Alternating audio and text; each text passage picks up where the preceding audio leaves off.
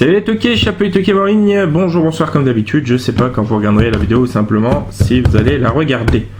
On se retrouve aujourd'hui pour une vidéo qui n'est pas spécialement prévue. Voilà, j'ai reçu 2 colis Vinted, donc il n'y avait pas matière à faire une vidéo je trouvais. Par contre, j'ai fait quelques trouvailles chez Noz, donc voilà, je suis content, hein. Je vous annonce tout de suite, rien d'extraordinaire. Voilà, il n'y a pas de gros coffrets Venom, de gros coffrets 4K, machin. Des petits DVD sans prétention pour ma collection horreur que je cherchais. Et une trouvaille assez sympa en cash qui était juste à côté des Noz. Je vais me dégourdir les pattes 2 heures là. Ça fait une dizaine de jours que je suis pas sorti. Je suis avec une sciatique. C'est très très compliqué de bouger. Donc là, 2 heures et c'est déjà beaucoup. Je suis cassé de partout. Bref. On va commencer sans plus tarder. Une fois n'est pas coutume, par les colis en premier. L'ouverture des colis. Donc le premier, voilà, je l'ai juste pré-ouvert. Hop. Donc je vous ai présenté dans une dernière vidéo des DVD des Marx Brothers. Et je vous ai dit qu'il y a quelque chose qui allait arriver rapport à l'histoire entre guillemets du cinéma. Et je suis tombé sur ce lot.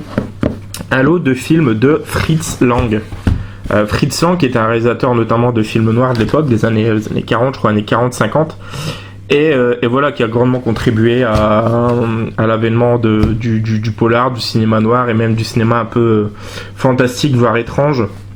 Et donc voilà, donc le premier que je vous présente, que je connais seulement de nom, donc c'est La Rue Rouge. Voilà, donc avec un visuel bien rétro, hein, vraiment une affiche qui fait très justement film noir d'époque. Hein. Donc je sais même pas du tout si c'en est un pour le coup. Donc Christopher Cross, employé de banque, mène une vie triste d'un mariage sans amour. Sa seule joie est la peinture. Il tombe sous le charme de Kitty, qui lui fait croire qu'elle est amoureuse de lui. En réalité, elle revend ses toiles sous son propre nom.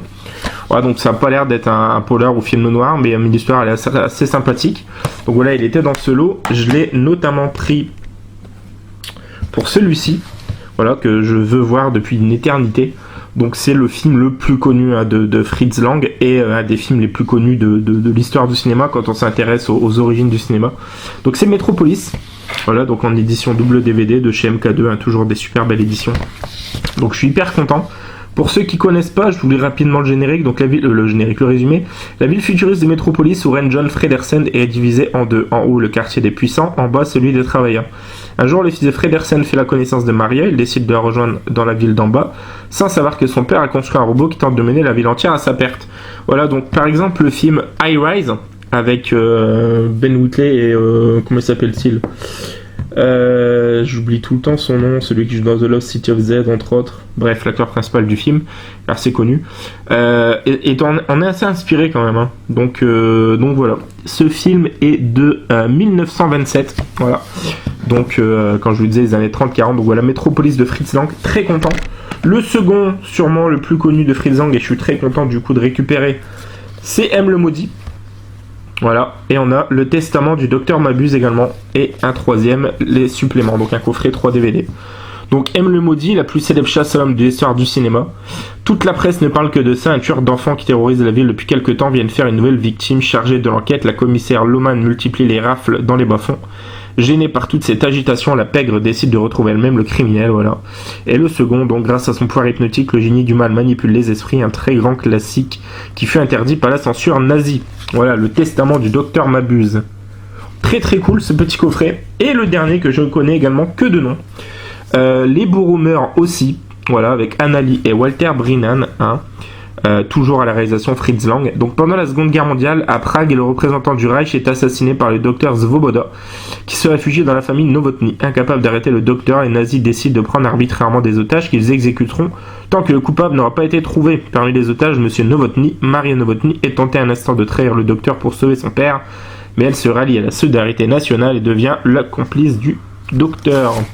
Donc très cool, ça me permettra de le découvrir également. Donc je suis vraiment content, je me plonge de plus en plus dans les films voilà, qui ont fait un petit peu l'origine du cinéma. J'aimerais beaucoup voir notamment le Golem, voilà, hein, qui a été fait à peu près à la même période que Nosferatu, je crois, de Murnau, dont je vous ai déjà parlé. C'est un lot de Mad Movie classique. Voilà, il y en a 3 et j'ai eu les 3, le lot pour 10€, donc je suis très content.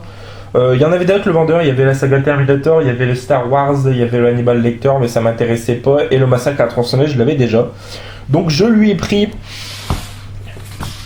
Le premier, bah, c'est sur la saga L'Exorciste, hein, donc c'est très cool. Quand on sait qu'à la base il valait 10 balles pièce, bah là les 3 pour 10 euros, je trouve ça super correct. Voilà, puis je trouve qu'ils sont toujours très bien faits, hein. Celui sur Massacre à 69, je l'ai dévoré, j'ai vraiment adoré.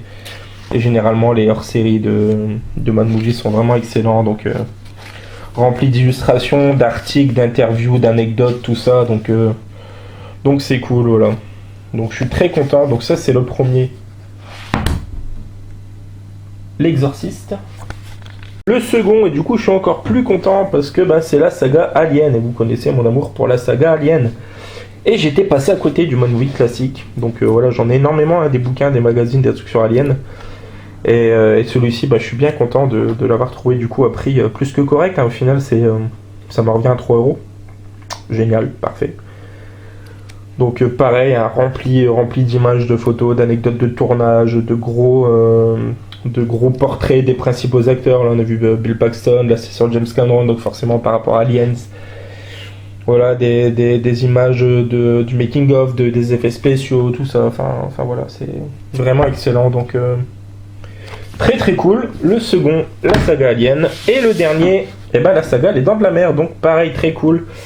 Je vous ai parlé d'Avalanche Shark juste avant. Ben voilà, là encore une belle pièce, un bel ouvrage qui rentre. Je suis très content.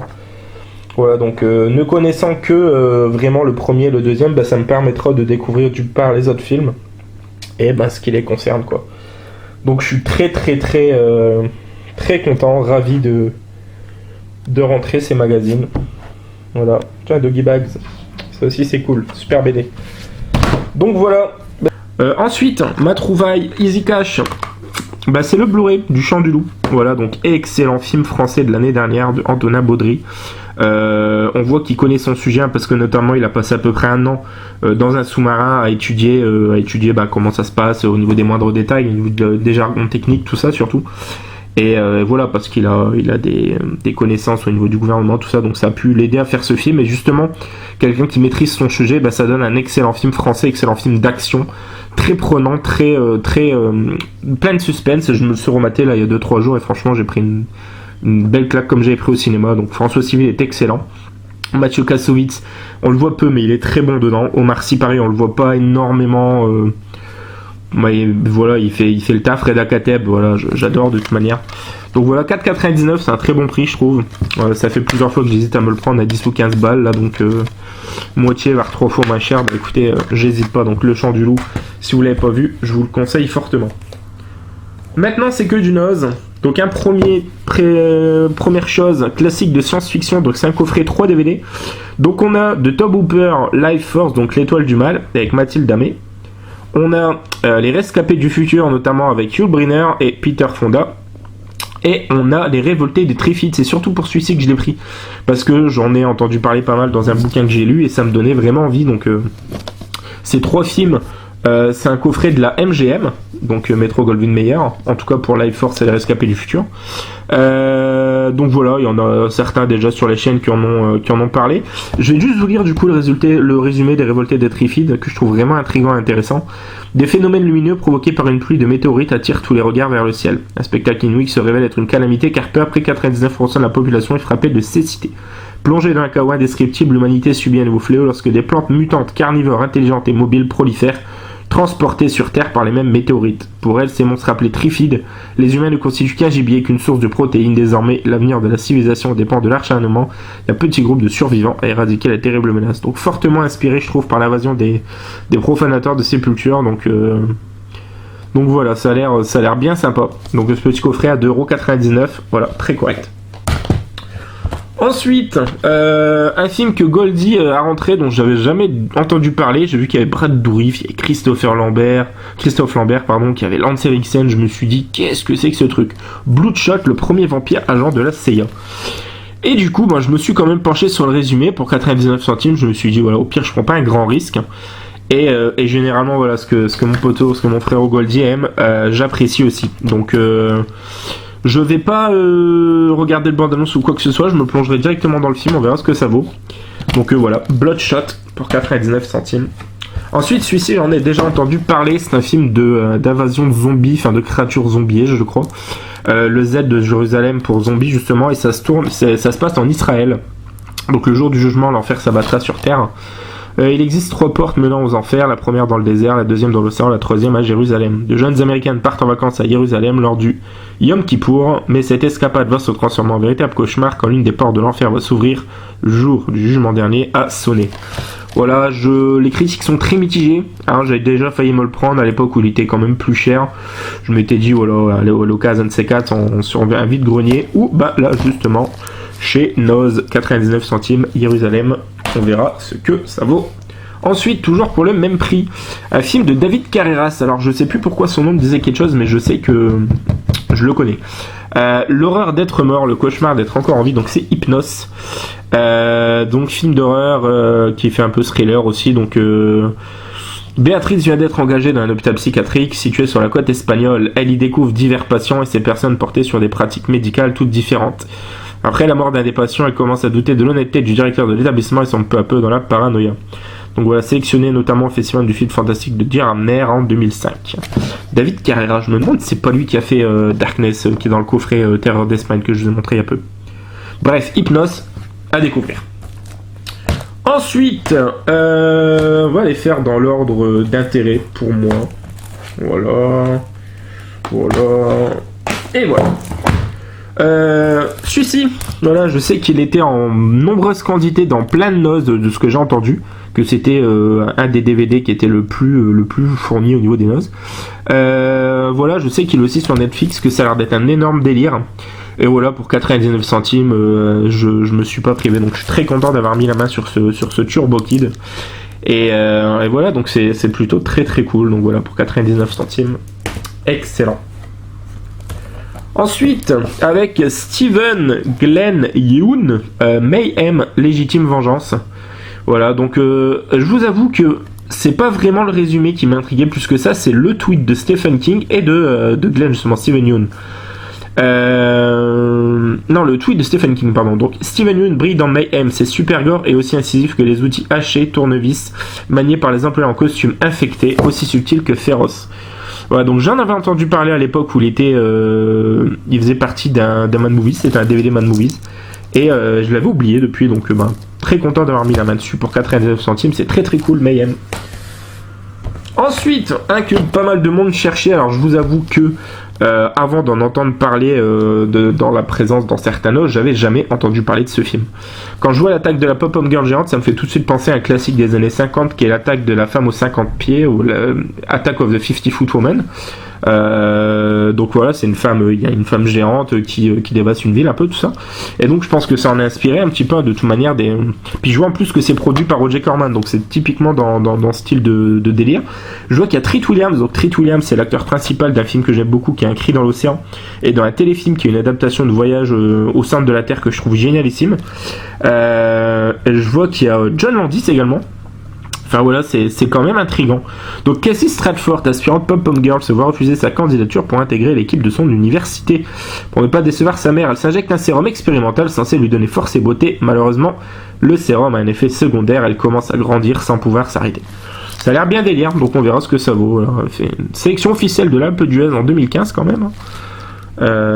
Donc voilà, de Kevin O'Neill. L'attaque de la pop-pom girl géante, une curiosité. Celui-ci, hyper content. D'ailleurs, si ça intéresse des gens, la table de la pom-pom girl géante, j'en ai 2 autres exemplaires, parce que j'en ai trouvé 3. Comme celui-ci, j'en ai trouvé 3. Donc il y en a un pour mon poteau Tanguy et pour mon poteau Romain. Donc voilà, l'attaque des Donuts Tueurs, la Festival de l'Alpe d'Huez 2017, sélection officielle. Je suis très content parce qu'il y a encore 1 ou 2 semaines de ça avant de voir qu'il était dans Noce, j'ai failli me le prendre au prix fort.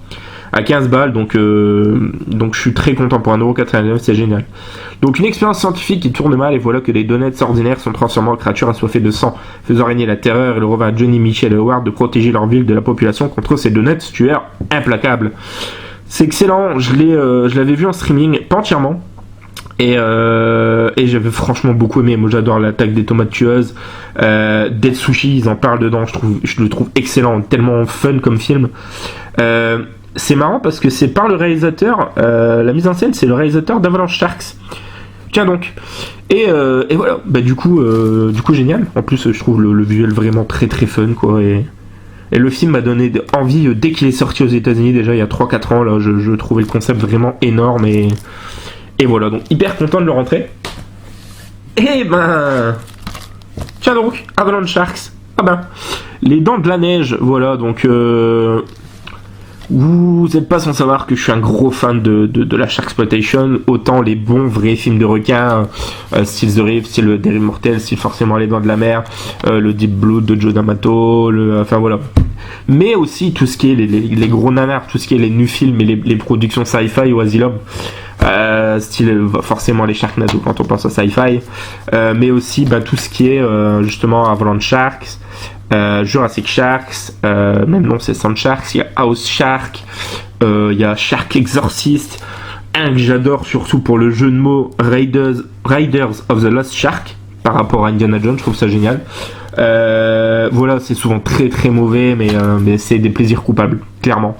Et donc je suis très content d'avoir trouvé ce Avalanche Sharks que je jalousais dans certaines vidéos.